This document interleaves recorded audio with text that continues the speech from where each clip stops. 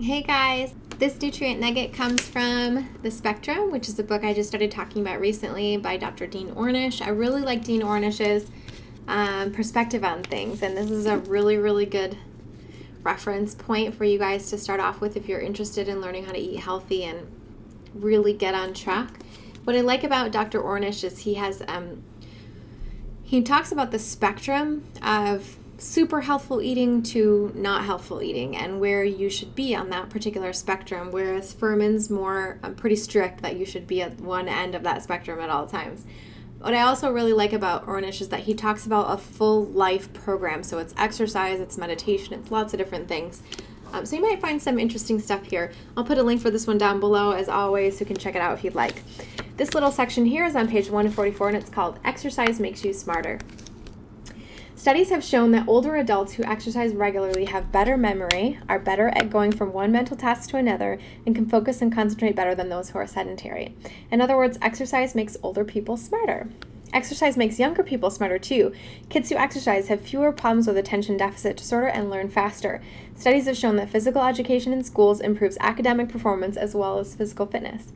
For example, a study by the California Department of Education of more than 350,000 fifth grade students found a direct correlation between physical fitness and subsequent SAT scores. Those who were the most physically fit were in the 71st percentile, while the least fit were in the 36th percentile, about half as much. When they looked at 322,000 seventh grade students, they found an even bigger gap. The most fit scored in the 66th percentile on their subsequent SAT tests, whereas the least fit scored in the 28th percentile.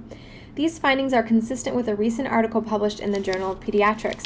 Dr. Jennifer Miller and her colleagues reported that kids with early onset morbid obesity had significantly lower cognitive function and more behavioral problems than those with no history of childhood obesity, due to the abnormal hormones and metabolism found in obese children.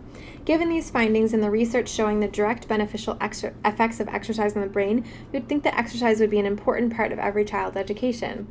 It's not. I was shocked to learn that only one state in the country, Illinois, mandates physical education in its schools. That's pitiful. This book was written in 2007. I don't really know, what the state of all this is right now, but I called Dr. Kenneth Cooper, one of the pioneers of preventative medicine who coined the term aerobics, and asked him why. When we went to school many years ago, 90% of us had PE, he said. Now it's just reversed. Only 10% of schools have physical education. Why can't we change this? One of the single most important things that America could do to reverse this trend is to put physical education back in schools and mandate it for all students. I also spoke with Jim Whitehead, who's the vice president of the American College of Sports Medicine, and is serving this year as president of the National Coalition for Promoting Physical Activity. I asked him, why can't we pass laws that mandate physical education in every school? What would have more public support than something that's proven to prevent something really awful in kids? According to Whitehead, one of the unintended consequences of the No Child Left Behind Act was to significantly reduce the number of schools offering physical education. Schools are rewarded or punished based on the results of standardized tests, so many schools are cutting physical education out of the curriculum in order to spend more time teaching students to do well on the tests. The physical fitness of students is not one of the metrics used to incentivize schools, he said, so it worsens the trend of getting physical activity out of the school system on a national basis. Most people know that exercise is good for them, even if they aren't familiar with the latest research. Why then do only 25% of Americans exercise at the minimum level suggested by the Surgeon General? And why is it that almost 40% of the adult population is physically inactive? So some good questions here. There's clearly a lot more information in here as you keep going, but some good questions to ponder. What do you guys think about this? Are you personally physically active? I wonder. I'm curious. I know a lot of us aren't. I'm physically active. I always have been physically active. Actually, that's not true. When I was a kid, I hated gym class. Hated it. And I also didn't understand why it was important. I think understanding the why is also super important too. I didn't understand why we had to run, So when I was in middle school, I signed up for the track team, and I remember the first time you had to go practice and run, I was just nope. I quit literally after the first practice. I was just thinking to myself, why would I put myself through something like this? I hate running.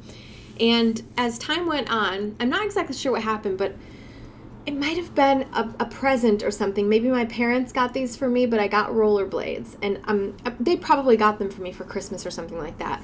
And rollerblades were really popular, so I started rollerblading, and man, one, oh my gosh, I fell in love with rollerblading. I think what it was it's a solitary activity. I like to be alone. I'm kind of a loner in that respect. It was a solitary activity. I could go at my own pace. I could learn it myself. I was also really interested in like the aggressive kind of roller skating where you like rollerblading where you did the tricks and stuff like that. I tried to do that for a little while, and then I realized that I valued the skin on my knees a little bit more and my clothes, kind of a thing. But I really loved rollerblading. So over the next year, I used to rollerblade like 8 miles a day, so much rollerblading. People would tell me they would see me all over town. I was just always skating in my hometown. And then when I went to high school, I did a little bit more. I was on the dance team. I did some things there, and I kind of like slowed down for a little bit until I started running again randomly when I was like 18 or something like that. I started running, and then I had a knee injury.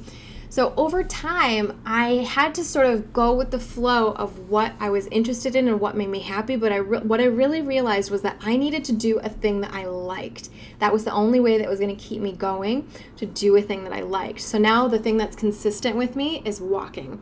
I walk almost every day if possible. If I'm not hiking or something, I'm always walking because it's the easiest thing for me to do. I can just throw on my shoes and walk outside. I don't have to worry about anything. I can do it for as long as I want. I can just do it for a little bit or whatever, as fast or as slow as I want. So a really, really good way of getting an exercise, and I just know it's the one thing that I'll keep doing because it's not hard.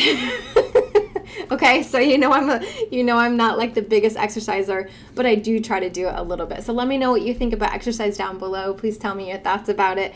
I'd love to hear more from you. As the weather gets better here, I will be hiking some more, getting that back in because that's my favorite activity. But in the meantime, I will be walking. Thank you so much for watching. Let me know what you think down below. Please like, comment, and subscribe. As always, I'll see you tomorrow. Goodbye.